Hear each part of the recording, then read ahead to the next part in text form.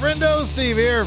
And Larson. And welcome back to Going In Raw, the only pro wrestling podcast you need to be listening to this weekend. WWE Backlash 2023 live from Puerto Rico. We're not going to be there, but we will be right here doing our watch long and immediate podcast right afterwards, our review right afterwards. So be sure to be with us here on the twitch.tv/Steven Larson, on the youtube.com/Steven Larson. If you're listening to this in the audio realm, be sure to give us a rating or review or a comment. It really does go a long way towards helping grow Going In Raw. In today's episode, we're talking about AEW Rampage. We got the results and highlights from that. We've got WWE SmackDown WWE Draft Night 1 2023. Of course, we did our instant reactions to that over at Friendo Club Wrestling, but we're going to have a comprehensive rundown of everything that happened there and all the news and rumors leading into tonight's Monday Night Raw Night 2 WWE Draft.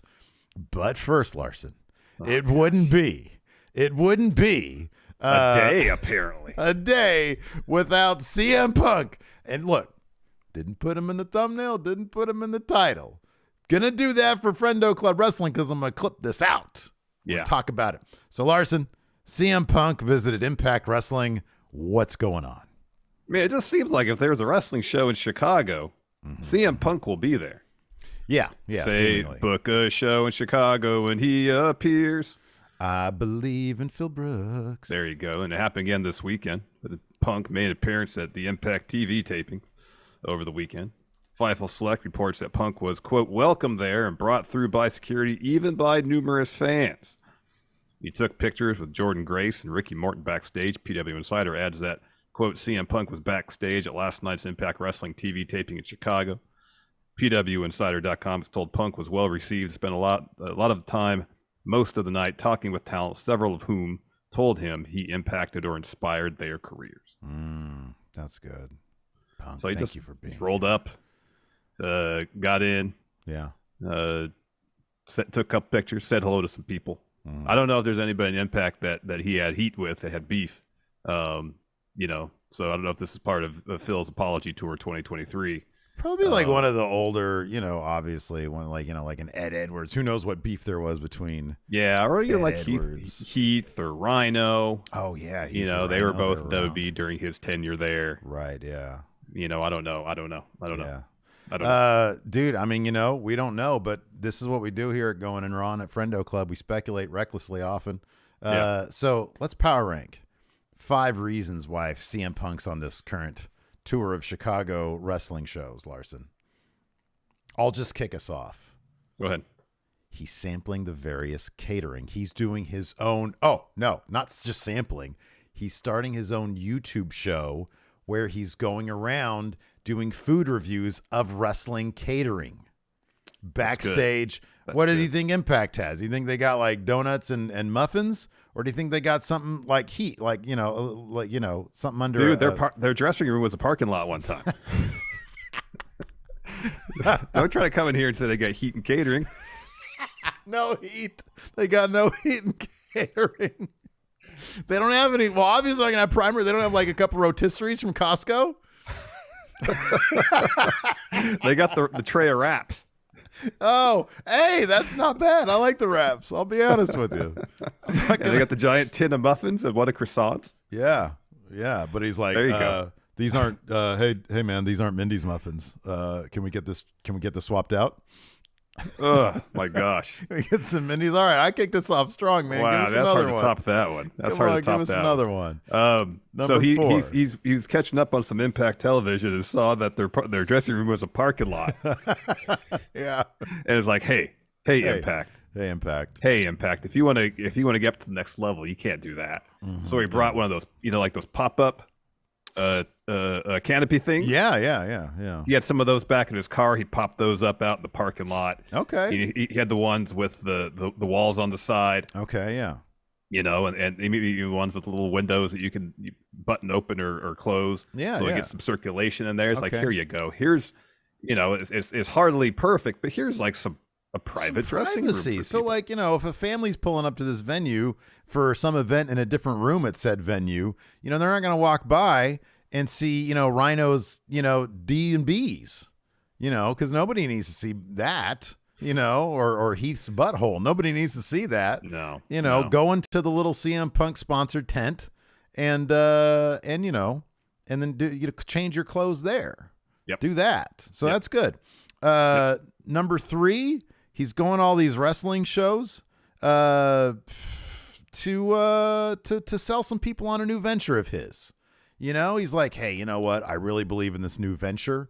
It's called Wrestling Plus, and it gets you access to scale to all the latest and greatest wrestling news, gossip, and rumors. It's like his own Fightful Select, but it's Wrestling Observer, if you will. Or Wrestling Observer. It's like you like Fightful Select, Wrestling Observer. It's the same thing together. Yeah, but it's Wrestling Plus. Wrestling Plus. Good.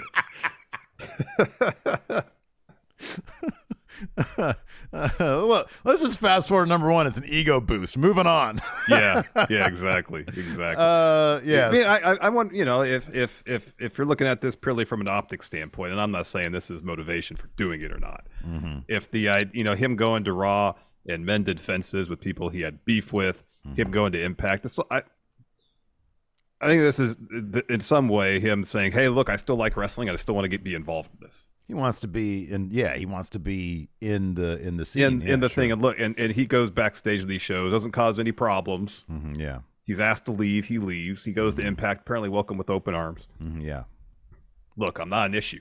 Mm-hmm, yeah, I can be in locker rooms and nobody's yelling and screaming and calling me a cancer, and I'm not starting any fights. So right, exactly, yeah.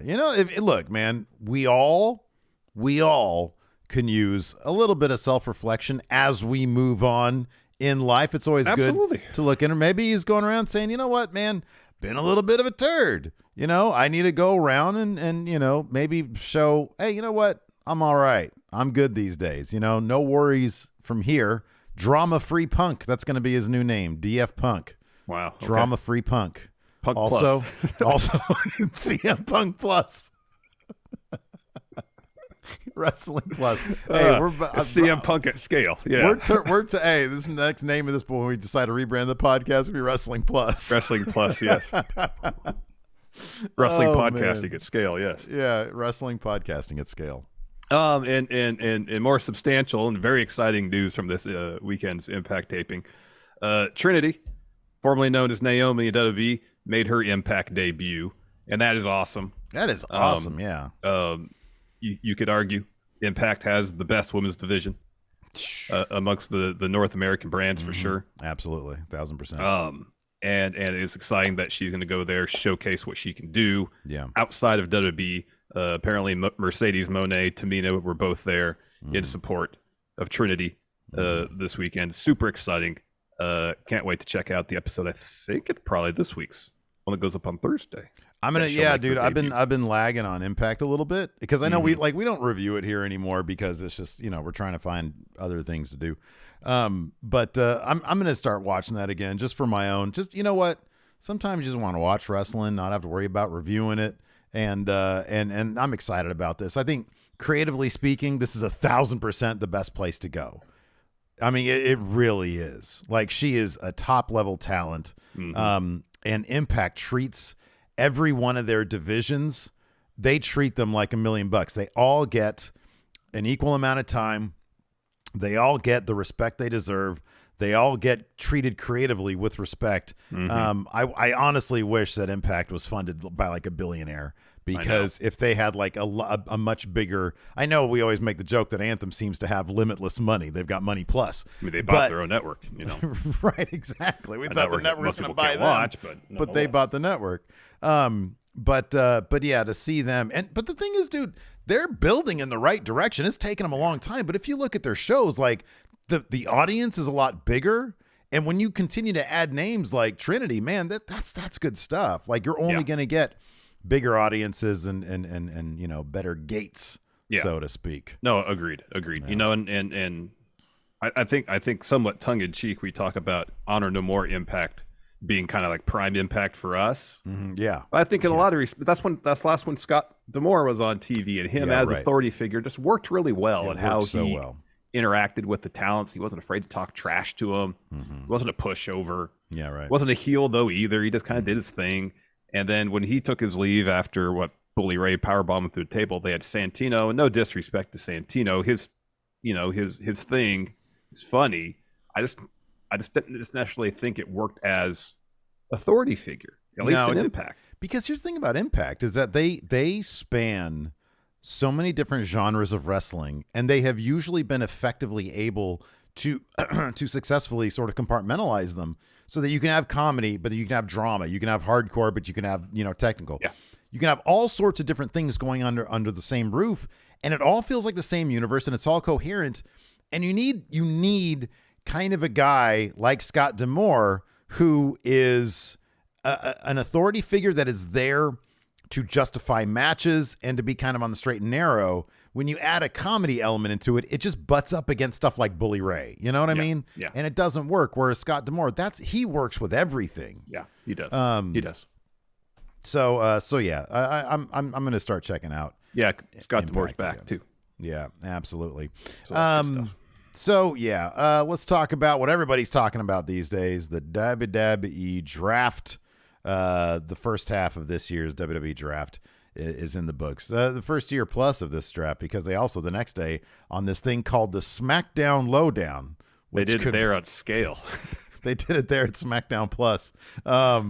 So there were some additional announcements made on that show, including, hey, guess what? Hey, I'm going to free agent brand Von Wagner. So Von Wagner got called up to main roster, but as a free agent, along with Omos, Mustafa Ali, and Dolph Ziggler.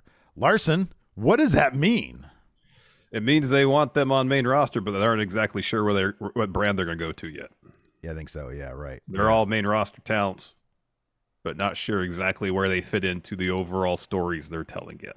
I get the feeling that Omos and MVP are going to be like, he's a big attraction, so he's going to either be above brand or you guys are going to have to bid on his services. Yeah. The other three, including Von Wagner, I don't know about. Mustafa Ali right now, he's doing the Positive Ali stuff. Sort of, he's always on TV, but it's sort of in the background. I'm still not entirely sure exactly what. It's sort of like a motivational speaker type thing. Yeah, I guess, kind of. And Dolph, Dolph's always been a really good and wherever he is. Maybe that'll be his thing. Hey, you could put me anywhere and I'll steal the show. Yeah, could be. Von Wagner, huge X factor. No idea. No clue. No idea. Don't know what he's gonna do, which brand he's gonna be on, what stories they have for him. They just seem like they were starting something with him in NXT. Maybe they'll continue on main roster. Maybe it won't. Maybe he'll just show up and start wrestling people. Who knows? Yeah. Other talents drafted SmackDown Lowdown going to Raw are the Viking Raiders, Dexter Lumis, Candice LeRae, Maximum Male Models, Zoe Stark, another call-up, JD McDonough, another call-up, Apollo Crews, another call-up, Natalia, Sonya Deville, Chelsea Green, going to SmackDown or staying on SmackDown, Top Dollar, Ashanti the Adonis, and B-Fab, Hit Row, and Lacey Evans. You mentioned the free agents already. As far as when talents were notified of their draft status, PW Insider reports, quote, "We were told that some talents, including some big names who had no idea they would be moved until it was announced this past Friday. We know of one NXT talent who was aware they would be called up, but others legitimately did not know. Alba Fire, Isla Dawn, I believe, were on Busted Open Radio, if not today, over the weekend, and they said they had no idea." You can tell. Like their reaction seems so legitimate. Like Isla was trying to kind of stay in character, but you could tell she was cracking. Alba Fire was like it was just her, which was great. I love to see that kind of stuff. Oh yeah, totally, 1,000%. Yeah, I don't know, which leaves, I guess, Zoe Stark, JD, and Apollo Crews. If you can call Apollo Crews a call-up, it's sort of like a whatever. But what stands out to me about the SmackDown Lowdown draft pool or draft picks, Raw got a lot. And you had speculated in private when we were texting that this was to offset the premise of Raw gets more. Traditionally, Raw's had 3 picks for every SmackDown 2, and this is to offset that. But my goodness, you got 4 depth guys in Hit Row and Lacey Evans versus Raw gets, I know Viking Raiders could be considered. I mean, look, there's a lot of depth guys here, obviously. Yeah. But, like, I don't know, J.D. McDonough, that's a hell of a pick for Raw. I mean, he's a terrific wrestler, regardless of the J.D. Don't Google my name stuff. Sonya Deville and Chelsea Green, that's a good pickup for Raw. Yeah. So, Raw got a lot. Yeah, and I would assume tonight we're going to have things switched up because on Friday, SmackDown got the first pick of each round. So tonight's draft proceedings are happening on Raw. I'm guessing Raw's getting the first pick. So let's talk about this. Yeah. So, of course, Friday, WB released the draft pools for Friday and tonight. So as we did on the Friday show, let's predict where everybody in tonight's draft pool is going to end up. First Let's name. do it. Yeah. Akira Tozawa. Raw. Yeah. Yeah. Alpha Academy. Where did Raw. Maximil Models go? Raw? They're going to go to Raw too then. Otis on Raw. Chad Gable on SmackDown. You think they're actually going to split? I wish they would split somebody. They should split some team. Angel Garza and Humberto Carrillo. They're on SmackDown now, I believe. They're on SmackDown now? I think. They just stay where they are. All right. Asuka. She's on Raw now? Yeah. She just challenged Bianca? Yeah. Keep her on Raw then. Keep her on Raw because that's where Rhea's going to be, yeah. Yeah. Austin Theory. Oh, SmackDown. Probably SmackDown. Unless your scenario of him losing at Backlash. They might do the weird thing where both mid-card titles are on Raw. He loses to Lashley on at Backlash. Yeah. Baron Corbin. Hey. Put him wherever Von Wagner is. Make him a free agent. Oh, there we go. Undrafted. Yeah. Yeah. Braun and Ricochet. They're on SmackDown right now. That's a team that you might want to split. Yeah, I wouldn't be surprised if they split. They're pretty popular, but they don't have a name. No, they don't. Brock Lesnar, he's going to be above Brands. He'll be a free agent. You think he'll be a free agent? Yeah, because he'll be on Raw now to feud with Cody, and then when they won the feud with somebody on SmackDown, he'll show up there. All right, fair enough. Bronson Reed, SmackDown. He'll go wherever Lashley is. SmackDown. Yeah, Lashley's on SmackDown. Yeah. Cedric and Shelton. Oh man, dude, I don't know. Do you think they're going to do the Hurt Business or not? Probably not. I would say this: they're going to keep their options open for the Hurt Business, so keep them on SmackDown. Yeah. That's my guess. Charlotte Flair. It's a different brand from. I would say SmackDown, because she's gonna. Yeah. It's gonna be her and Bianca maybe at WrestleMania. Yeah. Or even it probably will SummerSlam. Dana Brooke. Dana Brooke. Probably Raw. Yeah, Raw. Elias. He'll stay on Raw. Yeah. Emma. Moss didn't get drafted. Did Moss get drafted? Goes. No. He's Riddick Moss now. Yeah, Riddick's in the draft pool for tonight. He'll do the Riddick Regiment. Yes. Yeah, I don't know. They're on SmackDown now. Raw. Say Raw. You think you're going to change brands? Okay. Sure. John Gargano. Raw. Raw. All the way are going to be on Raw. Yeah. Judgment Day. Raw. Raw with Rhea. Karrion Kross. Raw, because that's where Nakamura is now. Yeah, I agree. Owens and Zayn. Probably SmackDown. Dude, I don't know, because they got those titles. Are they going to split up those titles? I don't know. Yeah, I don't know. That's a good question. They didn't address that at all. LA Knight. Yeah, he's going to stay on SmackDown. He's the megastar. He's got to be on the biggest show. That's true. Liv and Raquel. SmackDown. Yeah, it doesn't matter because they're, SmackDown, I guess. Nikki Cross. She's on Raw now? Yeah, she's on Raw now. She'll stay on Raw. Yeah, probably. Piper Niven.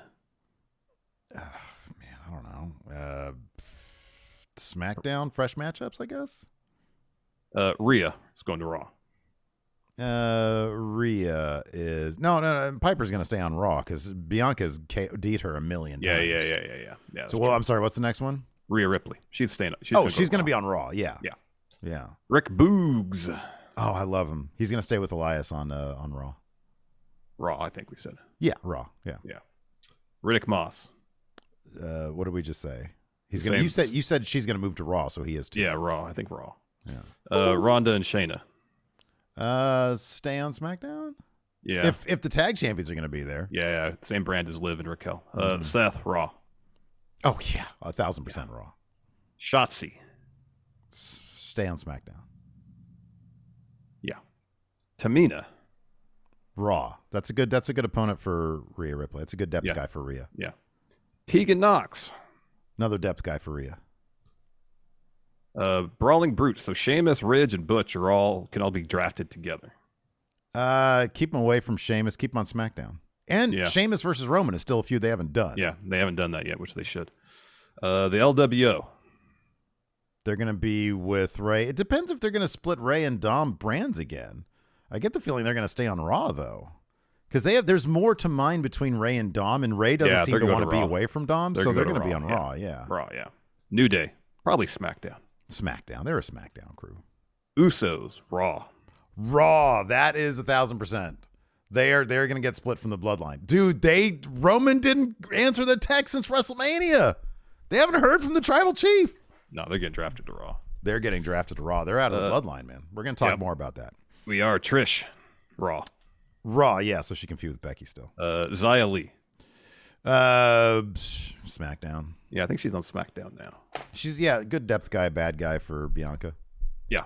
There you go. We did it. No need to tune in tonight to Raw. No. Yeah, we're going to do year. We are going to do our instant reactions tonight over at Friendo Club TV after Raw, so be sure to check that out. I was going to say, it's like that year they posted the draft pool in order of how they were picked. That was the best year because that was so funny. To everybody like figuring out that that's just what happened. It's like, wait a second, they just posted the order of them being picked. That was so great. God, that was man. The next day, the dummies, they changed it. Yeah. Anyways, you ready to pay some bills? Let's do it. Let's take a quick break here, friendos. This episode of Going in Raw is sponsored by BetterHelp. You know, Steve, it can be pretty easy to get caught up in what everyone needs from you. And, whether it's at work or family or friends, you can spend so much time giving that you start feeling stretched too thin and burned out because you can't find the time to take a moment to think about what you need from yourself. Yeah, man. If you're looking to bring some balance back to your life, therapy can help you learn the tools you need so you can keep supporting others without leaving yourself behind. And if you're thinking about starting therapy, give BetterHelp a try. Yeah, when I was in my mid-20s, I had lost that balance, so was feeling pretty overwhelmed by life and started dealing with severe anxiety. And it got to the point where I realized that I had to go to therapy. And it took me a few tries to find someone I felt comfortable talking to, but once I did, I learned the tools I needed to better cope with my anxiety. BetterHelp is entirely online and is designed to be convenient, flexible, and suited to your schedule. And all you got to do to get started is fill out a brief online questionnaire, and you can switch therapists at any time for no additional charge. So find more balance with BetterHelp. Visit BetterHelp.com/raw today to get 10% off your first month. That's BetterHelp, HELP.com/raw. Before we get into all things SmackDown and then AEW Rampage, a couple new YouTube channel members here. Kyle the Ginger came back. Leisha here, member for 3 months. Leisha, your Friendo care pack, because Leisha has been she's been so generous with all these gifted memberships. I threw in an extra little special thing here for Leisha. It's all packed up, ready to go. All the other Friendo care packages, they will be going out this week from the past couple months or so. I'm finally getting caught up on them. So, that's one of the YouTube channel memberships you can go to is the Friendo care package one where you get the comic book. You get some, and it's over there. I don't have it with me, but you get a comic book, a bunch of stickers, an 8x10 signed by us. That's $20. You can also get that on Patreon, patreon.com/Stephen Larson for $20. Brian Moore, new channel member as well. Oh my gosh. Let's see here. We had a super chat from Hamza. Says, I've sort of been in a wrestling coma since 2019. Why can't we look up JD's name? Any other wrestlers I need to know about? You can Google it. You can Google it. It's not good. No. It's not good. Fazzy Wazzy here, member for 39 months now. That's so awesome. That's so cool. We've Thank only you so been much. doing I this didn't think we'd be doing this that long. We're a new podcast. Yeah. Fazzy here says, any chance EO wins and just gets shifted to Raw with the title? If Damage Control or she had been drafted to Raw, I would say yes. At least there's that idea. Mm-hmm. But Damage Control's already got drafted to SmackDown, so probably not. Yeah. Leisha also gifted 10 more memberships. Thank you, Leisha. Thank you. Going in Raw. Thank you so much. That's so nice of you. We got another super chat here from Logan Sampson. Says, Von Wagner wins again. Hey, Hey, Von Wagner is now Von Wagner Plus. Oh, wow. Yeah, Von Wagner at scale. So if you're watching here on the YouTube, whether live here with us or on VOD, if you could, please. Please. Give us a thumbs up. Hit that thumbs up. Give us a like. If you're new and you like what you see so far, hit that subscribe, that notify bell. We'd very much appreciate it. We got one more new member, continuing member for 3 months on Breakfast. So it says the real losers of the draft, the fans, for not having Samantha Irvin announcing Imperium to the ring. That's right. No. It's who is it? Mike Rome? Mike Rome. Oh wow, she's terrific. Yeah, she's Have really her good. Be above brand. Send him down to NXT.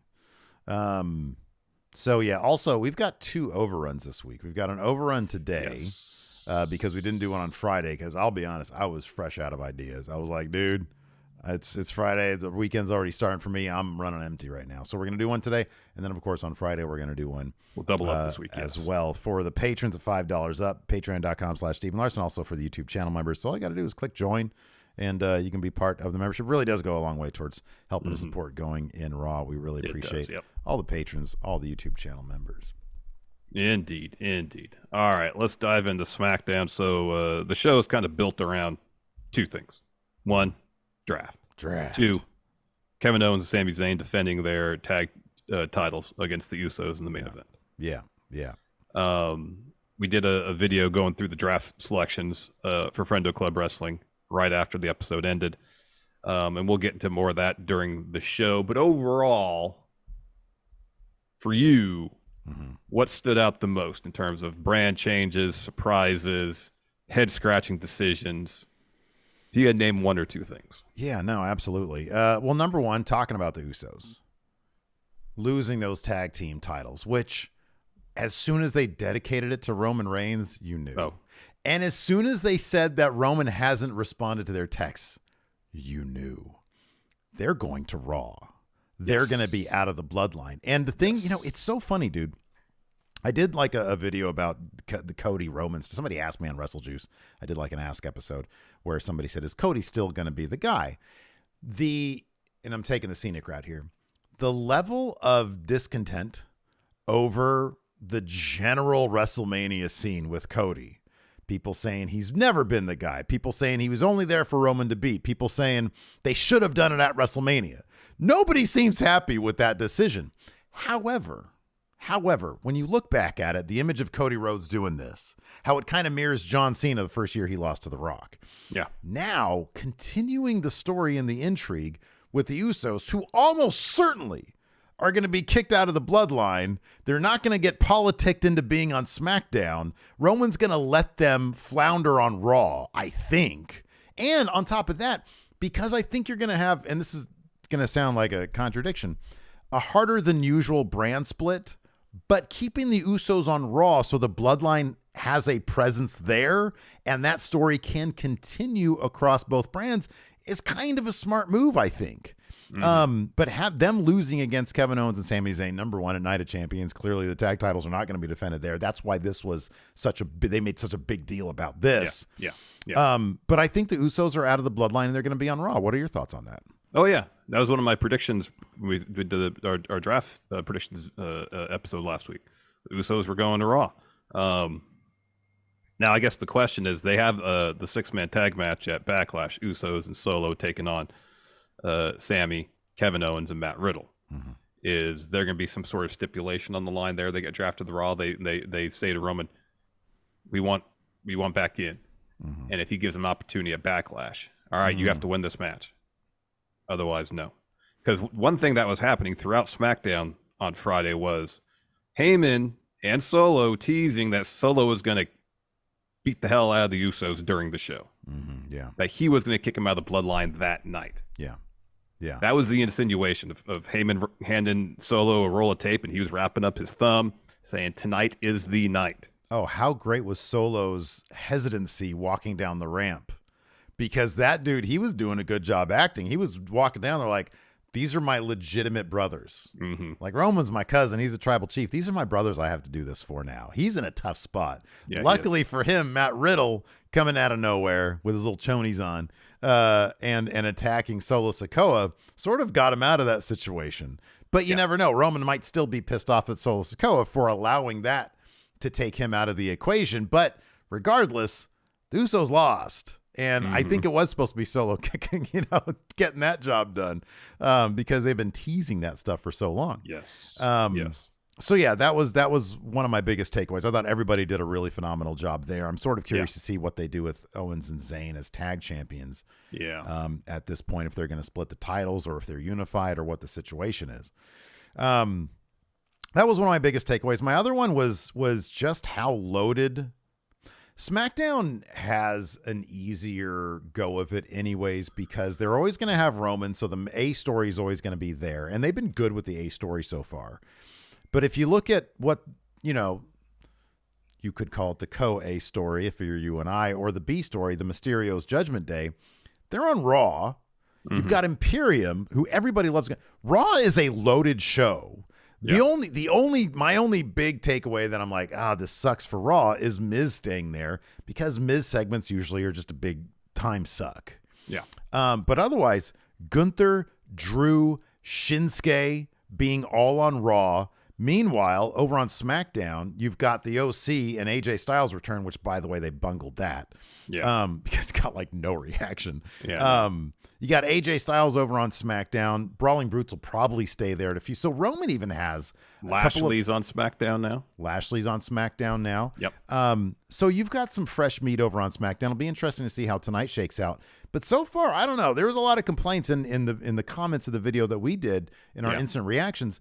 I like a lot of these moves. I think that it creates a bunch of fresh matchups. It does. The one possible misstep is, and it's not necessarily the draft picks themselves, is what they have to do following the draft picks. So Bianca got drafted to SmackDown. You got to assume Rhea's going to be drafted to Raw. Mm-hmm. Yeah. And so are we going to get another title swap like we had last year with Becky and Charlotte, which is just not the most interesting way to trade off the titles? It's not, and if it's a situation now, if it's a situation where Io, who's facing Bianca at Backlash, whether she was drafted to Raw by herself or with Damage Control to Raw, and then you set up that match where if Io wins, then she just takes the title to Raw. Mm-hmm. And so at least there's that level of intrigue, like, oh, what's going to happen here? Yeah. That didn't happen. Damage Control, all three members got drafted to SmackDown. So now you ask the question, are they just going to debut new titles for the Raw and SmackDown as champions and maybe drop the brand specific naming? I think that's probably less likely. I think that'd be cool. Don't get me wrong. I think it's a good idea. That being said, I don't think they're going to do that, because I think that Bianca and Rhea are going to be much more on the same page. They seem to want to, and Vince did this on the Raw after WrestleMania, where he had Bianca and Rhea have like a little face off. And I think I understand where Vince, WWE, whoever is coming from. These are your two huge building blocks for the next 10 years. Mm-hmm. They really are. Mm-hmm. And they are different personalities, different characters, different forces, but they're going to be the ones that are getting the major push over the next 5 years, especially. I mean, they are going to be huge. And I think they like teasing this as a forever feud. And so now they're on different brands, or that they are on different brands or different champions for the different brands. So it's not like they can't interact. They're going to get them to interact as much as they can. They did it on the Raw after Mania. Yeah. And I think the title swap, now here's the trick. They need to book this more interesting than Becky and Charlotte. Now, Becky and Charlotte last year were big enough. They have enough pull backstage that they don't really care if they shoot a little bit. Like, they went out there and clearly they were on different pages. Mm-hmm. Clearly. Rhea and Bianca, I think if they book a title swap, and I'm not a fan of the title swap, but if they book a title swap segment that is interesting enough, maybe something cool can come of it. I'm still not a fan of it. I'm mildly a sucker for lineage, and Bianca being the longest running or whatever Raw Women's Champion. And then now that's going to swap over to SmackDown. And once she hits 500 days as champion, they're going to use the 500 days thing, even though it's different titles. Yeah. And that's goofy to me. Yeah, so it is. I'm not a fan of it. On one hand, I mentioned this before. I'm okay with the branding of SmackDown and Raw titles for the women because it's different from the guys and it's unique. The guys don't do that. The women do. And I think 364 days out of the week, that's fine. And it I'm sorry, out of the year. I'm living in whatever dog years. 364 days a year. Your brain's already in Living Plus. You're thinking you could live 365 days a week. I wish, man. 364 days a year. It's fine. Title swap day, it sucks. Otherwise, it's fine. And it is distinct from the men, and I kind of like that. I like having, the different situations there. So yeah, I don't know. Anyways. And maybe it. So I think you're right in terms of setting up Rhea and Bianca being, the next Rock Stone Cold type feud. Yeah. Two competitors who will feud for years and years and years. Mm-hmm. If the title swap segment is gonna feed into that, all right, I get it. Mm-hmm. I kind of wonder too if they're gonna go back at Survivor Series to Brand versus Brand. No, that could be, yeah. And then if Seth wins the World Heavyweight title, you can have Seth and Roman. Oof. You can have Bianca and Rhea. Yeah. Like those are huge matches for those Survivor are big Series. matches. And dude, that's 6 months away or whatever. That's a ways off. Yeah. And to let those brands get established, having the draft after Mania it's a smart move. It makes a heck of a lot more sense. No, it really does. And you can even start building now to a sense of brand cohesion by doing a couple things. By number one, keeping a hard brand split, splitting the tag titles or introducing the world tag titles on Raw, and then having Owens and Zayn go to SmackDown. There's any number of things you can do. But yeah, that could make Survivor Series really, really interesting. Or just do a bragging right, bring back the bragging rights pay-per-view if they want to keep Survivor Series war games. Yeah, that could be. So yeah, a lot of scenarios there. So anyways, let's go ahead and dive into what's the going on here draft edition of SmackDown. Yeah. So Triple H, the Game of Games. By the way, Michael Cole did refer to him as the Game of Games. That's pretty funny. Which I loved because, of course, Triple H himself, when he calls into the show, does that. Yes. So he comes to the stage and he announces the rules. Some of them, anyways. He says, number one, every superstar is subject to changing brands. 50% of the roster will be drafted tonight. The other half drafted on Raw. Select NXT roster members are subject to be drafted. Post-draft rosters will go into effect May 8th after Backlash on Raw. What he didn't mention, although we got wind of immediately, was factions can be drafted together and tag teams, which led to our first one, Paul Heyman, the number one pick, taken by SmackDown. No, it was Paul Heyman, Solo Sikoa, and Roman Reigns, the Bloodline. Absent, of course, the Usos go to SmackDown for the second pick. Whoa! Cody Rhodes goes to Raw.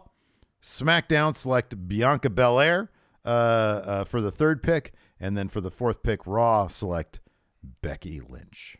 Yep. And then Triple H introduces the Usos. They come to the stage. They say hello. Triple H, they drop a promo. Jimmy congratulates Roman on being the number one pick, and Jay says he knows Roman is watching at home tonight. They're bringing gold back to the Bloodline. Jimmy says Roman hasn't contacted them since Mania, but they're going to dedicate this victory to the Tribal Chief. And then Jay says Kevin Owens and Sammy are the twos. We're the ones. That brings Kevin Owens and Sammy to the stage. And Sammy tells the Usos that I'm not here to talk sense into them or into you. I've said everything that I could say, but I'm going to say this one more time. You don't think it's strange that since that we beat you at Mania, that Roman hasn't contacted you in all this time, yet you're out here dedicating this match to him? Did you not just see what everyone else saw? Roman was drafted with Solo and Heyman, no Usos. You want to keep dedicating this match to Roman? Fine. Tonight we're walking out. Before he could say tag champs, Jay interrupts and says, "You're not walking out with anything." And Jimmy says, "Once we end your reign, Kevin Owens is going to turn on you." And Kevin Owens says, "I'm sick of hearing this crap. The only thing that matters is that we beat the hell out of you and keep our titles." Yeah. And then we got some quick shots of the war rooms between Raw and SmackDown. Well, it was a door outside the war rooms. was a door leading to war rooms. Yeah, no interior war room. So it's broom closet with Raw sign, broom closet with SmackDown sign. Right. That RVD and it had to walk out of later. Yeah, when smoke comes out of it when he comes out of there. After that, we had a Bianca Belair Matt Chat promo. She was in, I guess, like her room or like a hotel room or something. I don't know. Yeah, the hotel room probably. Anyway, she said she's excited to be SmackDown champion yet again. Of course, that's where she first got her first championship. She said she wants to make this an amazing reign and eventually become the longest reigning SmackDown Women's Champion. So does she now start from the beginning? So when that, because I think Bayley has the record right now for longest, right? Yeah. Okay, so do we know? Just maybe chat knows. Do we know how long? Someone in chat said that at Backlash, that will, if she wins at Backlash or the day of Backlash, that will make her the longest reigning Raw Women's Champ, I think. Okay. Because Becky had it for quite a while. Like, how do they do that? Because if Bayley is like are they just going to refer to her as like the longest reigning women's champion in modern history or something like that? I don't know. Because that would make sense, I guess. Hold on, let me check on that. Because all this, like, I'm champion, now I'm champion of a different brand stuff, it doesn't make a whole lot of sense. So Bayley had it for It's like 380 days. 380, okay. All right. And then let me see how long Becky had it. Because I swear, if she goes to SmackDown and after 30 days they're like, she's the longest reigning SmackDown Women's Champion, it's like, wait. It's like, no, that math doesn't work. Gosh darn it. That's like Kendall leaning on Pete the accountant to make his math work for Living Plus. You could say they're double, right? You could say they're double. So Becky held the Raw Women's title for 373 days. Okay. So and right now Bianca is at 394. So she's past Becky. And past Bayley. Okay. So, yeah, they'll probably just start referring to her as the longest reigning women's champion. Yeah. In WWE. All right. Yeah. Anyways, our first match of the night was Butch versus LA Knight. Yeah. Boy, that crowd loves LA Knight, man. Oh, yeah. Super over. Nuclear. Anyways, the match was set up last week in a weird backstage segment, which I think was on SmackDown Lowdown. Last week. Yeah, that was weird where he just goes and starts talking trash. I think that's not atypical for LA Knight, but just how where he was carrying the mic like he was the interviewer. Yeah. I think they're probably like, hey, backstage we've got LA Knight. He's auditioning for, he's getting up there in years. I know he's a young up and coming superstar, but he is 40 years old. Well, looks great for 40 though. Oh yeah. I'd kill for that body, man. Oh yeah. Anyway, that's a lot of yard work for an afternoon. I'm exhausted. That's a lot of upkeep, a big jack body like that. I know. How many calories do you think LA Knight eats per day? Probably like 5,000, right? Yeah, let's say 4 or 5. Yeah, like a ton. Yeah, because that's a lot of beef right there. Yeah. Anyways, LA Knight got the win with a billionaire finger trap on Butch. And so yeah, maybe Butch needs that name change. So he can start winning some matches. Yeah. Mr. P. Lord says LA Knight has Body Plus. Body Plus. Muscle at scale, Steve. Then we got the Usos. They're backstage, and Jimmy says, tonight's the night. Heyman says, the world is distracted tonight. The world thinks the Usos will get drafted to Raw or SmackDown. But no, tonight is the night that the Usos get drafted to the Island of Relevancy or the Ocean of Obscurity. Oof. Tonight is the night you come back in the locker room, the tag champs, the WWE, because your tribal chief wants you to, because your tribal chief wants you to know that one way or the other, he will only accept the fact. And then he hands Solo that roll of tape. Mm-hmm. Solo starts wrapping his wrist and his thumb. That tonight is the night. Hype crowd. And the implication that Solo's going to give Jimmy and Jay the spike. It's his night now. Yeah. Oofda.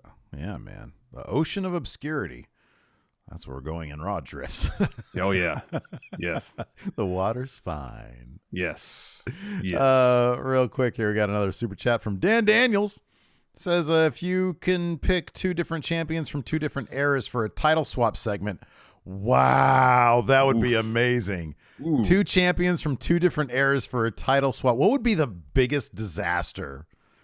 Two different champions from two different eras. Well, I'll go back to when they had Lou Thesz take the NWA title off Buddy Rogers because they were worried that Buddy Rogers wouldn't drop it. Yeah, right. So they thought, well, Lou Thesz would just legitimately beat him then. Mm-hmm. Yeah, right. Exactly. Imagine having a title swap then between those two. Oh, man, that's a really good one. I'm going to say a title swap between, I know he's been some sort of champion somewhere, New Jack, rest in peace, and fucking CM Punk. All right. Then in advance of round 2, we see Rob Van Dam and Michael P.S. Hayes emerging from the respective brands' broom closets because they're announcing round 2. Round 2 picks are as follows. First pick of the second round, SmackDown selects Street Profits. Brand change. Second pick, Raw selects Imperium. Brand change. Third pick, SmackDown selects Edge. Brand change. And then last here, fourth pick, Raw selects Matt Riddle. Yeah. Yeah, Street Profits, I wanted them broken up. But that didn't happen. And they immediately were ready to go. They had the blue-themed outfits on for their for the match here coming up in a second. I love Gunther to Raw. That makes me so... That's what it was one of my predictions. I love it. Long matches, Gunther matches every week. Love to see it. Yeah. More Gunther, please. More Gunther. And then SmackDown, they're drafting Edge away from Judgment Day, which is good. Drafting him away from Seth Rollins, which is good. Yeah, but drafting him back to Roman after Roman stacked him at WrestleMania. Yeah, that's not great. That's not. But Edge was close to win the title at Money in the Bank after that. So dude, I don't know if Edge is content, fighting it out with like Lashley and AJ Styles for like the U.S. Championship, if that's the direction they're gonna go. There's a lot of matches there they can still. Do they do? I think I ask this every time. They did Edge versus AJ Styles, didn't they? It was at WrestleMania. It was at WrestleMania. I ask that question every time. That's when Edge was starting Judgment Day. Yeah, that's right. And Damian Priest came and helped him beat AJ. That's right. Anyways, after that, the Street Profits come out because they got a 9-man, 3 triple threat tag team match here. Yes. So Ford says, as you can see, me and Dawkins are back in blue. So what it do?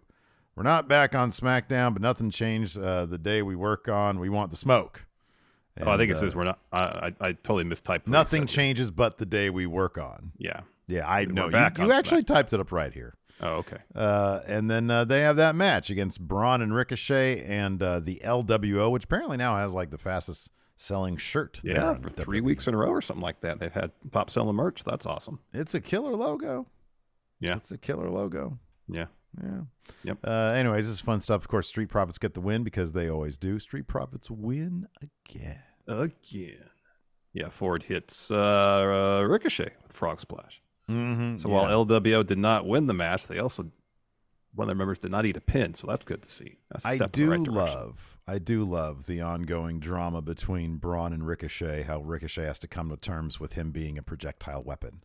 How like Braun's like, I'm going to throw you. And he's like, no, come on. What happened last time? He's like, come on, we'll do it. It's good. And then all sorts of, this is a really fun match. Like this match was wildly fun. So it was a lot of fun. I mean, you look at the contestants here, dude. It's Street Profits who are always great. Ricochet, Wild, and Del Toro are some of the most fun, creative wrestlers you got. And then Braun, this giant monster in there. This is good stuff. It was fun. Then we had JBL and Teddy Long announcing the picks for the third round draft. SmackDown, the first pick, selects Bobby Lashley. Brand change. Second pick, Raw selects Drew McIntyre. Brand change. Third pick of the third round, SmackDown selects the OC. Brand change. And the fourth pick of the third round, Raw selects The Miz. Bit of a reach there for Raw. Yeah. Considering, like people that went after Miz. I don't know why anybody picked The Miz. But man, Bobby Lashley to SmackDown, great. Huge. So, considering now the Intercontinental title is over on Raw, you got to assume the U.S. title is going to be on SmackDown. And if you want your U.S. champion to be the week-to-week top champ on your show, put that belt on Lashley. Get it off Austin Theory right away. Put that belt on Lashley. Yeah, 1,000%. Absolutely.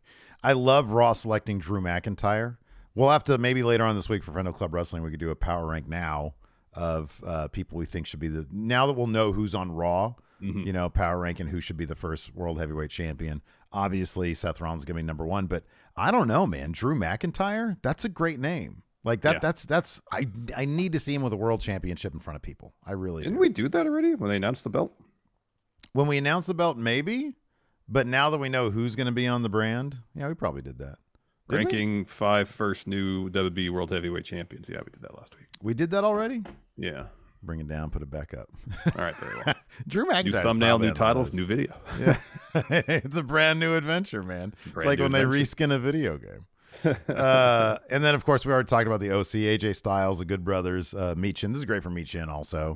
Now she's, going to have, she's getting out of being a depth guy. And that's a good matchup, her and Bianca Belair, perhaps. Yes. But AJ, the OC against Imperium, I think that could be a lot of fun. Oh, yeah. Heck yeah. Heck yeah. Then we had Zelina Vega taking on Sonya Deville. Zelina gets the win here via roll-up. So Sonya was dominating most of the early portion of the match. She's looking for a DDT. Zelina escapes that and then ducks a running kick from Sonya to roll her up to get the win afterwards. Rhea comes in, hits Zelina with a drop kick from behind. Sonya, for some reason, tries to get involved. Rhea headbutts her, and then Rhea looks to Riptide Zelina. Instead, Zelina reverses that into a DDT. Yep, correct. And then we had Zelina Vega and Santos backstage. I'll be honest with you. I love the chemistry between all of them. I think it's great, including Ray. I kind of want to fast forward to LWO going heel. And I don't know if they're ever going to do that with Ray, because I think they see Ray as just a perpetually popular babyface. Yeah. But God, I'd love to see them go bad, because Legato, they just worked so much better as bad guys. So Santos tells Zelina he's very proud of her. Ray steps in, says, "I saw what you did out there. The LWO," Vega says, "the LWO's lit a fire under me." Ray says, "Remember, no matter what anybody thinks, and your chances against Rhea, only you need to believe.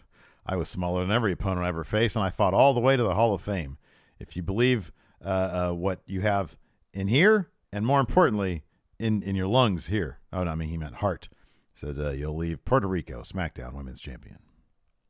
Remember." And then we have the OC come out to drop a promo to, oddly, no reaction whatsoever. Well, so here's the thing. This is what you do. This is why presentation really needs to be thought out. They should have played AJ's theme, because no one knows the OC's theme. So you bring out the OC without AJ to their theme, and then you hit AJ's music. You're 1,000% right. And he gets his own spotlight coming out. But also because there's that weird, it's all, you guys, they need to think about this shit, because the OC has the intro and then a big block of silence where all they're just standing out there with their dicks out.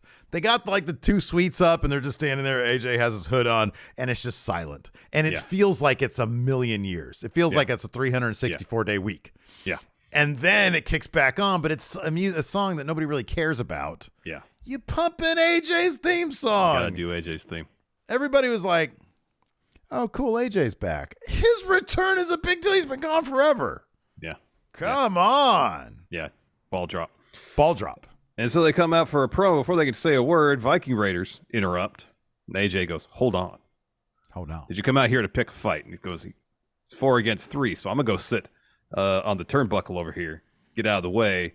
OC, handle your business." So OC does that. They handle their business. They clears the ring. And then AJ says, "SmackDown, we've just gotten started." And then he hits Eric with a phenomenal forearm. Yeah. Hey, do it.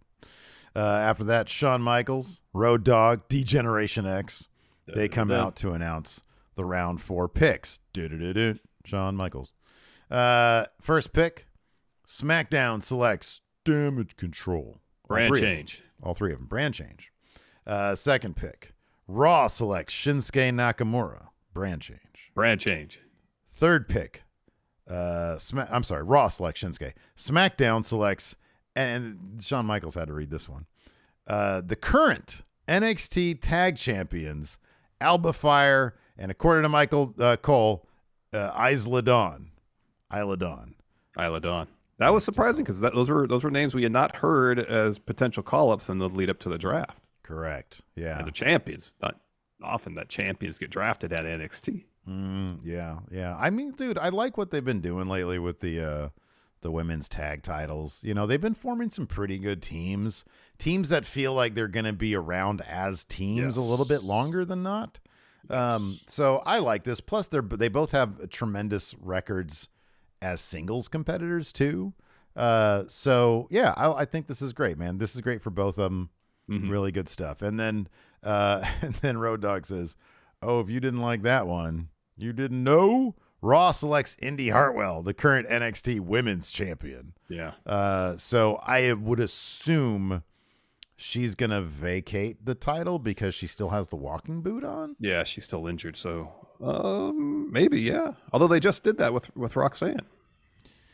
Well, they just put that. How about this? They just, hand the title over to Tiffany Stratton. It's going to go to her anyways. Yeah, she'd probably win it anyways. Mm-hmm. So after that round, they go to the Performance Center. Mackenzie Mitchell's there, and she's interviewing Isla Dawn and Alba, asking, how do you feel? They say, we're ecstatic. We've dominated NXT, and as they continued their thought, they're going to have to buy Chance and Carter. Mm-hmm. They say, oh, don't think you're taking those titles with you. We got a match Tuesday for the title. So Isla and Alba will not be going to main roster as champions. Correct. Yeah, that's totally happening. After that, what if they were like, no, we drafted the NXT tag champions, so the women's tag champions, so Carter and Chance just get called up instead. I don't think that's going to happen. Anyways, after that, we had a Shinsuke Nakamura interview, very brief. He said he's excited to go to Raw, but then he's attacked by shirtless Karrion Kross. So I'm assuming Kross is going to follow him to Raw. Yep. That would be my guess, too. The Usos are backstage then, getting hyped up for their match, and they're like, all right, Solo, let's go. And Heyman says, Tribal Chief wants the spotlight on the Usos tonight because, and again, he looks at Solo, tonight is the night. Hype crowds. And then Michael Cole says everybody left in the SmackDown draft pool is going to be selected tomorrow on the SmackDown Lowdown. And that was the first time we learned about SmackDown Lowdown. That was, yeah. Never heard of that show before. Yeah, I think I might have got a whiff of it in the ether, just on Twitter. Oh, look at this great promo on SmackDown Lowdown. I don't think I've ever seen WWE tweet anything about it. I don't know, man. It's one of their programs. It's a very catchy name. Yeah. SmackDown Lowdown. What it used to be called? Smack Talks? Talking Smack was what it was. Talking Smack. Back when Renee and Daniel Bryan were hosting. That sounds like a euphemism for doing heroin or something. Talking smack. You talking smack? Well, it'd be you take the L out of talking, and then yeah. I'm taking smack. Yeah. It's not exactly a euphemism. It's exactly what it is,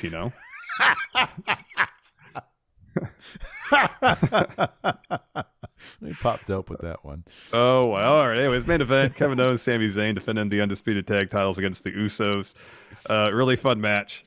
Again, the specter of Solo coming out and hitting the Usos with his thumb was just present because during the match, they cut backstage. Paul's got a call. And he goes, yes, sir. Thank you, my tribal chief. And then he hangs up and tells Solo, that's the call. Tonight is your night. Tonight is the night. And so he leaves the locker room. He wanders down to the ringside area. And then he's laid out instantly by Riddle. What? Yeah. Well, I don't know. I got heroin plus jokes in my mind right now. Oh my Sorry. God. I'm trying to stay on task. All right, thank you. So he gets taken out by Riddle. They brawl backstage. And so then the Usos basically set a new world record for number of super kicks in succession in a match because they dole out at least 24 super kicks here to Sami, to Kevin Owens. Most of them to Kevin Owens. Kevin Owens keeps kicking out of all these super kicks. So Jay super kicks him again, tags in Jimmy. They set up for a 1D. Sami pulls Jay out of the ring. Kevin Owens hits Jimmy with a stunner. Sami tags in, follows with a haluva kick on Jimmy to get the win. And by that time, Solo had wandered back out to the ramp, kinda, and just had to witness his brothers losing the match. Mm-hmm. Yeah. Tribal Chief will not be happy about this one. Do you think he is going to? Because I don't think he's going to talk to them. I think Heyman's going to talk on his behalf and maybe give him the bad news that you guys are going to Raw or something like that. Yeah, I don't know. and I wonder if, go down. If there's if somehow the Usos negotiate the match at Backlash to be their way back into the bloodline. I think that's a cool idea. Yeah, and then Solo spikes him there. Mm-hmm. Oh man. Oh, that could be good. That could be heartbreaking. Yeah. Man. Yep. We also had an AEW Rampage. We did. Which stuff happened, kind of. Matches happened, at least. We found out when the firm deletion is happening. It's on Rampage next week. It's next week's Rampage. They couldn't do that on Dynamite? It's a reason to tune into Rampage. No, I know. I mean, they need reasons to tune into Rampage, man. You know, a better reason to turn to Rampage and make it at a better hour. Yeah, I know. But here's the thing. I watch it on Monday mornings anyway. I do, too. So, for me, it's Monday at 9:30 a.m. while I'm having my breakfast sandwich. Yeah, pretty much the same here. Yeah. I mean, the stuff with Jay Lethal and Double J and Mark Briscoe. Yeah, it's fun stuff. Yeah, that's good stuff. You know, and it bums me out though because Jay Lethal got the win this week, so you know that that team's not going to be picking up. Oh, they weren't winning those tag titles. Come on, man! I can believe. I can have hope. Fool, you're a fool for believing that. Oh wow, man! You're talking some smack now, buddy. Not to be confused with taking it. Nope.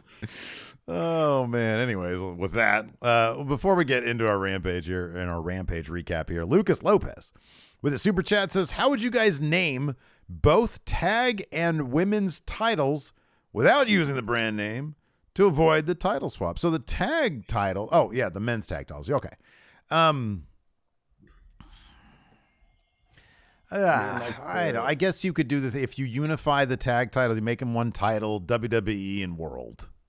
Yeah. That's the easiest way to do it. And then the women's before, right? Thing. That's what they did before, yeah. And then the women's situation, same thing. You do the World and you do the WWE, I guess. Yeah, yeah. But like I said, 364 days a week doesn't matter. Yeah, it doesn't really matter.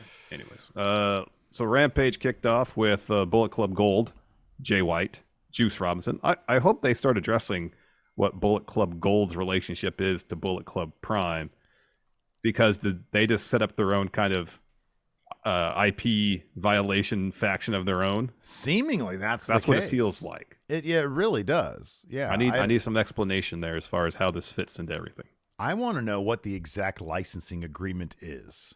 How do you go about being Bullet Club? Like, you got Austin and Chris Bay over there in Impact, and they're Bullet Club, but then they've appeared in New Japan with the actual Bullet Club. So we kind of think that the permission is granted there. They have the license. Oh yeah, they're full-fledged members of Bullet Club, and that's they're the Impact chapter of Bullet Club. Absolutely. Yeah. But then you got this Bullet Club Plus business here. Thank you, Mr. Sinister, for that one. Thank you. That's like, I don't know.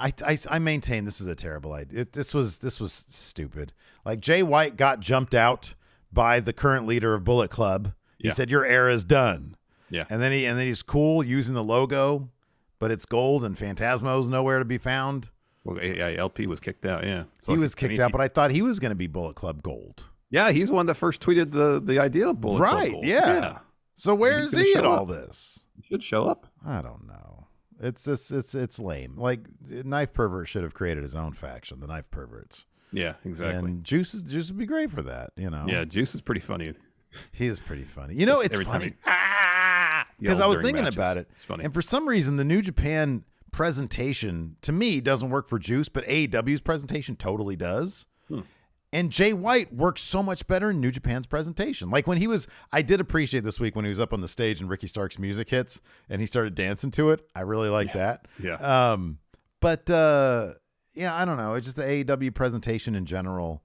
It just doesn't, I don't know. It just doesn't work for Jay White. Plus, just what they have him doing doesn't really work. That's kind of more the thing. Yeah. Yeah. They got the win. He pinned Sean Spears. That's what we expected. Yeah. But I don't know where this is leading to Jay White versus Ricky Starks. Jay White has to win that. And then you're just killing Ricky Starks' momentum. Yeah, no. Which seems kind of dead anyways. Yeah, it does. It does. Unfortunately, it does. So after the match, Starks takes down Jay White. Juice Robinson gets him off. They start brawling, and then Ricky looks for a spear on Robinson, and then Juice rolls out of the ring. Yep. After that, we had a Matt Hardy interview. They're backstage, but Isaiah Cassidy is missing. And Hardy says, "The firm is behind this. Where's Isaiah? I want to know now." And then Lee Moriarty shows up on the monitor behind Hardy. He tells the cameraman, he's like, "Hey, come check this out." And the camera sort of winds out. They're backstage. They're like in the bowels of the arena or whatever. And you see Stokely's there. And he says, "Matt and Jeff, I heard you were looking for Isaiah. It's an evil world that we live in. We saw Isaiah at Applebee's. It's a damn shame when you get your ass beat in a booth eating cornbread, drinking Long Island iced teas with Mary J. Blige playing in the background. As far as Isaiah, I think he's up there somewhere. And the camera pans up, and you see Ethan Page and Big Bill, and they're on like some storage racks of some sort, and they're beating up on Cassidy. And Stokely says, so Matt, when's the damn match? Because I want to know. And Page says, no, we're not asking any more questions. This is how it's going to go down, Matt. This is happening next Friday at the compound. And if you don't do what we say, he's going down, meaning he's going to be chucked off of the storage racks. Cassidy is, yeah. Cassidy is. He says, if you do what we say, we'll put him down. And Matt's like, fine. Next Friday on Rampage. And then Page says, I'm a man of my word. Go ahead and put him down. And then he does, but in putting him down, he just choke slams him off the rack. And you hear a nice gentle thud because there's probably a bunch of Matts right there. Goes, oh, yes. Thump. And then Stokely says, well, Matt, Jeff will be seeing you next week. We won't be seeing Isaiah probably, but I can't wait to go all through your house and turning on every single light and run up your electric bill. See you next week. And the camera pans over and Cassidy's laying on the ground. Hardy says, let's go get those sons of bitches. Yep. Then we got Keith Lee, Dustin Rhodes, Naturally Limitless, taking on Charlie James and Bradley Pierce. This is about as competitive as you think it would be. And that Naturally Limitless absolutely wiped the floor with their opponents. Mm-hmm. Keith Lee gets the win with a pop-up spirit bomb. Mm-hmm. And then Swerve walks out to the ramp with Mogul Embassy. He's got that kind of like ski mask looking thing, and he lowers it and kind of does a kind of maniacal laugh. Yeah. Swerve's so good. Oh, I know. He's awesome. He's fantastic. I like those masks too. Those are cool. I do too. They're great. They're really neat. They're like ski masks, but they cover everything but the eyes. Well, for one thing, they seem really comfortable. They do. And like I know right now, like this week, it's weird. It's going to be like in the 60s again. I know. It was like a couple days supposed to rain, which is weird. I know we're in May, but the whole April showers. Well, May it's April flowers. Showers, not May showers. Well, it's basically April. It's supposed to have May flowers. Damn it. Yeah. After that, I don't tell you. But yeah, those masks there were awesome. Yeah, they're pretty cool. They're pretty cool. Sammy Guevara interview. But then before he can even answer a question, Ty Mello steps in. I'll be honest with you. I kind of like this segment. I thought it was kind of cute. Because we've seen him a lot on All Access. I know Sammy didn't get an opportunity to give his perspective, his point of view on this whole thing. But if I feel like it's a step back for Sammy, and I'm not saying that's what this is what's going to happen. It's a step back for Sammy if he's going into this thing with MJF without any sort of plan. Yeah, I know. It's been wonky the whole time. Yeah. Yeah, it has been. Yeah. So she's like, listen, we need to talk. She says, I love you, but you know MJF's not your friend, right? And then he's like, and she's like, no, he's not. I'm your wife. I want what's best for you. Like, what are you doing? Look at this shirt. And she shows his terrible merch shirt where there's like a little baby staring in a mirror and there's like a giant Sammy Guevara there. And she's like, do you think this little Sammy right here? And I was like, oh, it's a little Sammy Guevara. Would be proud of what you're doing now? No, of course not. You always said that your biggest dream was to become world champion. Now you get the biggest opportunity of your life. And what are you going to do? You're going to lay down in the main event at Double or Nothing for MJF? Why? Because of money? You don't need money. You don't even like MJF. What are you doing? And he's about to say something. She says, hey, just listen. It's your turn to listen. But then she turns away and she walks away. She don't say anything else. So he's like, I'm listening. I don't know what you want me to do. Yeah. But no, I like this. I thought this was a good performance from Ty Mello here. Oh, I thought it was great. I thought Ty was great in this. Yeah. Mm-hmm. Next up, we got Anna Jay versus Ashley d'Amboise. Anna wins this pretty quickly with a neck breaker and then a queen slayer. And then the ref raises her hand. Lights come down. Lights come up. Julia Hart's right there. She forearms Anna out of the ring, slams her head into the floor repeatedly, and then tries to throw her into the ring post, but Anna reverses that, sends Julia into the ring post, and then wraps her around the ring post and starts stretching her. Stretch. After that, we had an Outcast promo. They're all wearing the new Britt Baker shirt, which is like a close-up of her busted eye. And then Saraya's like, Britt, we all heard what you said. Ruby says, between you and Jamie, we just don't care. And Saraya says, you talk so much, but you don't want to walk the walk like we do. I mean, look at us. We're proving our points right here. Talking about proving a point. Willow's trying to prove a point. Guess what, baby girl? You're lucky to get to face me on Dynamite. I'm going to walk you like a dog. So we're going to show you why AEW is our house. So and then we had what? So we'll get that match. Yes. And then we got the acclaimed Daddy Ass taking on a trio of enhancement talent. Sharp out. Another jobber match. Yeah. Acclaim win, Famous or Arrival mic drop. Pretty quick. Holy shit. Yeah, 3 jobber matches in a row. Although I think Ashley D'Amboise just like signed a deal. I think she signed with AEW. AEW, yeah. So that's cool. But still, I mean, kind of enhancement-ish, depth. Yeah, the middle of this show felt very elevation. Matches. Yeah. Yeah. Oh, God. Ouch. Well, I guess if Elevation's getting Where's the lie? Folks, where's the lie? Yeah. Then we had the pre-main event interview, Jay Lethal and Cash Wheeler. Lethal said, we should be concerned that Jarrett beat Dax you guys should be concerned that Jarrett beat sorry, Dax because Mark on Henry Dynamite. asked, is Cash worried about Jay Lethal's team cheating? And Jay's like, no, what you should be concerned about is that Jarrett beat Dax on Dynamite tonight. I'm going to burst that bubble that FTR has been living in when I beat Cash, and it's just a matter of time before you look at the new tag champs. Sorry. Yeah. And here's the thing. Jarrett and Lethal, they can beat them in singles matches because Dax and Cash just lose singles matches. But They're trash singles wrestlers, yes. They're really bad singles wrestlers, but they're really good at the tag team stuff. Yes. So then Cash says, of course, you're going to cheat because you cheat every time. That's how you won on Wednesday, but that's not going to happen tonight because we're going to have Mark Briscoe ringside with us. And so he was a special ringside enforcer for this bout. Mm-hmm, yeah. But didn't really matter. Yeah. No, it did not. Still cheating. Jay Lethal got the win thanks to cheating with a lethal injection. And that's your Rampage. We have a Guardian Ape re-upping his membership. Says, I don't know if you guys are aware, but, and I'm changing the name here, Gable McDon't Google my name just dominated the Olympic trials again. I don't think we really care about him anymore because like he's not going to be in WWE. According to Fightful Select, I think it was Fightful Select or Meltzer said that Gable Steveson just ended up being, people close to him said he was just simply a publicity stunt. Oh, wow. Yeah. I mean, I think the idea was, hey, he might be interested in being in WWE, but like there was no firm plans there. Yeah. It never seemed like there really was. No. You want to answer some questions? Yeah, let's answer some questions. We got a couple question threads up. Of course, we do those on the Patreon, patreon.com/Stephen Larson. And for channel members, just click join. Yeah.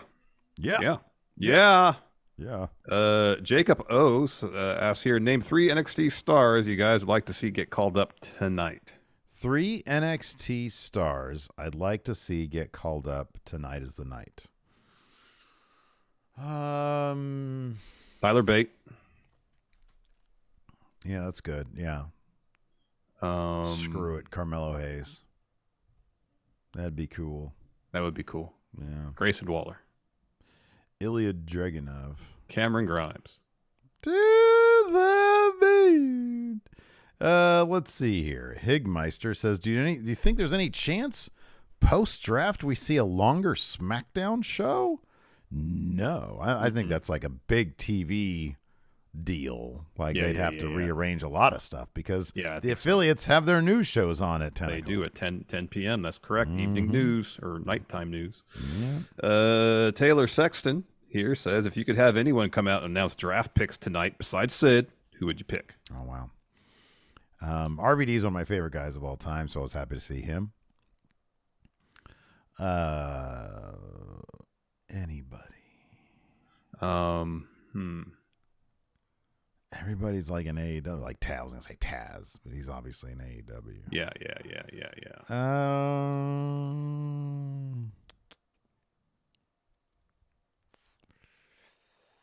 Stone Cold. Oh, that'd be good. Yeah, Stone Cold shows up with Joey Styles. I want Joey Styles, yeah. They should have done Joey Styles and JBL instead of JBL and Teddy Long. Let's see here. Noah Dez says, what surprises do you think are coming from tonight's draft? What happens to the free agents moving forward? We sort of talked about that a little bit. We gave our thoughts on the free agents. I think Amos is going to be like trying to make him a big attraction deal, and Von Wagner's just going to show up where Von Wagner stumbles into. Hey, maybe he'll be someone's heavy or something like that. I don't know. Hey, is there a WWE show tonight? I think I'm supposed to be on this. I'm on free agent brand. Is it free agent brand tonight? He's so confused. Jack Napier. Anonymous tip. Napier's cleaning out Axis Chemicals. Thank you. Says, do you think Bray Wyatt or Alexa Bliss will be drafted? Neither are on the draft pool for tonight. So Alexa just got done with like a skin cancer procedure, I think. Yeah. And then I don't know. I think the latest on Bray. He's dealing with some sort of illness. I thought I saw too. Yeah. Or some sort of health concern. Right. Yeah. But then I thought there was a thing on Fightful that said that he's looking someone forward to heard that coming back. Yeah. So hopefully they'll nail his creative this time. Let's see here. Guardian Ape says, I haven't heard many people talk about this, but I think it's a safe prediction to assume it's going to be Cody and Seth at Night of Champions for the new title. How do you see that match ending up, and do you think Roman ends up costing Cody for story purposes? I don't think Roman has anything to do with that. It's a better chance that Brock cost Cody that match if Cody beats Brock at Backlash. Yeah, I think that's probably a good situation. I could see that. Yeah, I don't know how they're going to do it, though. Tournament? I don't know either. Who knows? Blake Whitehouse here asked, do you think Mustafa Ali being a free agent will lead to a Heath Slater 2016 type run? If so, who should be his Rhino? Oh, I could see that. Who should be his Rhino? Well, at this point, it's Dolph Ziggler. Oh, yeah. I mean, they're both. Yeah, that's right. They're both free agents. They're connected that way, huh? Yeah. Yeah, they probably have plans for those guys then if they're both free agents. Yeah, that could be. Here we go. Dank Meme Center X says, what superstar do you hope to get a solid push forward from Draft 1 pool? Shinsuke Nakamura. Yeah. And if it ends up being him versus Seth for the title, that's a match. Mayor Planet Houston asks, which wrestlers are you most excited to see what happens with them now they're on a different brand? Bobby Lashley. Gunther. Yeah. Scott says, if Goldberg did end up in AEW, would you prefer a Jericho feud or a Punk feud? Probably Jericho. Yeah, probably Jericho. I don't want to see Punk do the whole work shoot thing with Goldberg. They people need to buy into Goldberg if you're going to have an effective feud with him. Pointing out that half of his matches he wrestles like he's concussed and he hurts people. That's not fun. You got to buy into the Goldberg shit. No, you got to take Goldberg seriously within the world of professional wrestling. You got to act like he's like a monster, Yeah. And Jericho, I think, would accomplish that better than CM Punk would. Yeah. Agreed. Like CM Punk would make a Ryback reference or something. Yeah. Floppy says, what were the negotiations that Mr. Stone had to get Von Wagner called up? So was Von Wagner's speech to Stone so effective? Hey, I'm Von Wagner. I've wanted to do this since I was a little kid. I'm the son of a Beverly brother. I'm going to start using the Shaker Heights spike. Was that speech to Stone so effective that Stone went above and beyond to get him drafted to free agent brand? I think so, because the proof is there. He got drafted to free agent brand. Let's see here. So Fazzy has a question, but I'm going to kind of push him to a different thing. He says, if all promotions... Not a terrible idea we've been drafting a lot on Friendo Club Wrestling. Yeah. So we'll push this to a video, but... All right. Fazzy says, if all promotions merged, hosted a draft, then gave Steve and Larson carte blanche to build rosters, who would your top 5 picks be? Oh. Maybe a serious and a silly. I think we're going to push that one. An all-encompassing wrestling draft. That's good. Spanning space and time or just current? Just current. Okay. All right. We'll push that to a Friendo Club Wrestling video. I even think 5 picks would be insufficient. We need at least 10. We need 10 at least. Probably Not 15. 20, yeah. Or 20, yeah. There's a lot of really good wrestlers out there. So, I know Steve would select Chessman with his first pick, undoubtedly. Dude, spoiler alert! Come on, but man. Then I would have to pick Pagano then with my pick next. So forever feud. Yes. Yeah, man, dude. I mean, early picks: Chessman, friggin' RVD for me. I don't know. Probably. I'm thinking. We should do a draft for the thumbnail draft. Oh, okay, Which wrestlers have been the best for thumbnails? Oh wow, CM Punk, CM Punk, Page. Yeah. No, CM Punk, Cody, Paige. Oh, yeah, Cody. Because Cody was huge for a spell.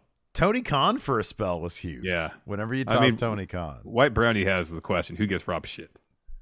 That's the perpetual question right there. Who Top gets pick, Rob shit? We need to bring Rob shit to Action Coast.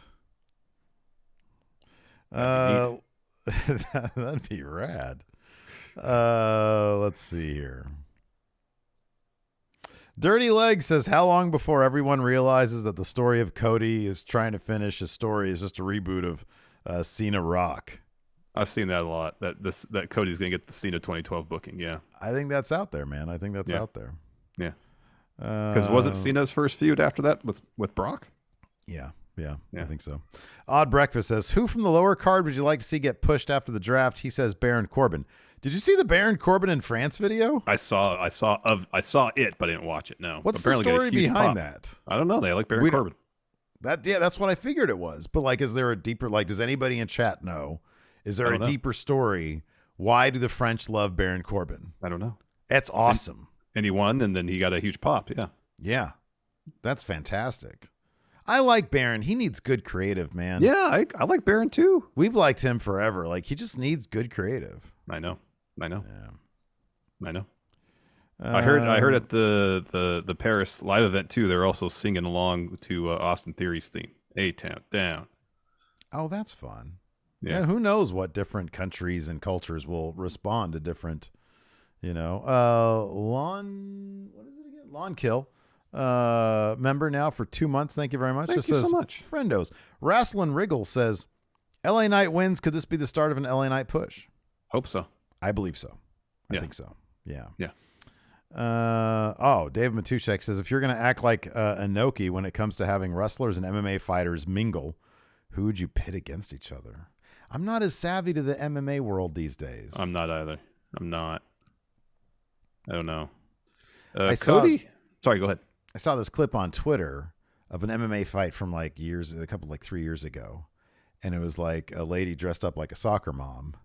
And then she's going up against have you seen that? Yeah. And she goes up against a real fighter. And I think her name is Katie Castro. There's the soccer mom. And just got annihilated within moments. And that match led to an investigation of that promotion. Yeah. But she had an 0-3 record walking into that or something like that. Oh, so she had fought before. Gotcha. She's just awful. Yeah. But Cody here says, Corbin story, top French YouTuber loves Baron and asked his audience to cheer for him, and it worked. What? Oh, that's awesome. That's great. I want that kind of stroke. What the heck? Yeah. Oh, wow. Here we go. Blind Mask says, who would win in fake wrestlers? Nacho Libre versus Bonesaw versus Thunderlips. Ooh. I mean, really, this is like Bonesaw versus Thunderlips here. Yeah. Yeah. I mean, it's Thunderlips probably, man. Yeah. Oh my gosh, it's so bright out right now. Adam Bull will finish on this one. Larson. What? Is Jay White a depth guy? No. He won this match. He won his match. Yeah, he's won his matches. Until he loses a match, then that's a no. Yeah. Anyways. Not a depth guy. Absolutely not. I have a couple more here on Patreon. Oh, I guess cool. I did see him. Cameron here says, what's a kayfabe reason Matt Riddle got drafted before Drew McIntyre? Yeah. Well, Drew McIntyre's out with injury. You can say that's kayfabe. So draft stock down. There you go. Draft stock down. Don't know what his future's going to be like. Like authority figure, where is Cody Island geographically speaking? Is it near the island of relevancy or amidst the ocean of obscurity? I was going to say it's off the coast of Florida somewhere. It's like between Cuba and Florida. Oh, okay. It's the midway point. I don't know. Well, the island of relevancy, I have no idea. I don't know. Kyle here says, do you think Mako Satomura will get drafted? Love to see it, but I know I'd be surprised.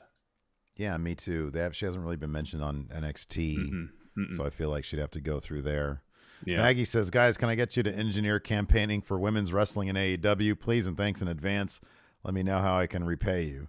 I mean, I feel like we've been trying to do that because we talk about it on the show. Yeah. But yeah, maybe there's a more direct way to do that. Yeah, we'll put our heads together. Put our heads together and think of something, Maggie. Just for you, though. Just for you. Anyways, that's going to do it for the show today. Thanks, everybody. For tuning in. Hold on. We got a Raw preview. Oh, that's right. I gotta bring in the game. Yes, what am I please doing? Today, nobody calling in other than you. I mean, Triple H. Nobody else. Okay. Nobody else. Got it. Nobody else, please. Okay. No, we'll do this. Look, locked and loaded. We'll do this. Nobody else. Nobody plus. else. All right. All right. Here we go. Go ahead and dive into this Raw preview. Oh, man. All right. Hang up. Nope. Not doing it. Goodbye, what's everybody. Up, everybody? This is Dick. Dick Slavitt. No. The best Jim Ross impersonator. No. There it is. No. Larson. No. Got a question for you. Nah. Are your pants on? No. Pants on or off? Not answering. I'd like to draft your pants off. Hang up. Dude, I have no idea what happened there. I thought I brought in the game. And then he wasn't. The game's not. He's not answering right now. But I thought. Done. I'm sorry. Look, we're gonna have a conversation here. I'm sorry. Please don't. We'll have to talk. Take your Zoom powers away from you. Right? Tell me about it. Does he want to draft your pants off? That was spicy. That's gonna do it for us, everybody. Thanks for tuning in. We appreciate it. Till next time. We'll talk to you later. Goodbye.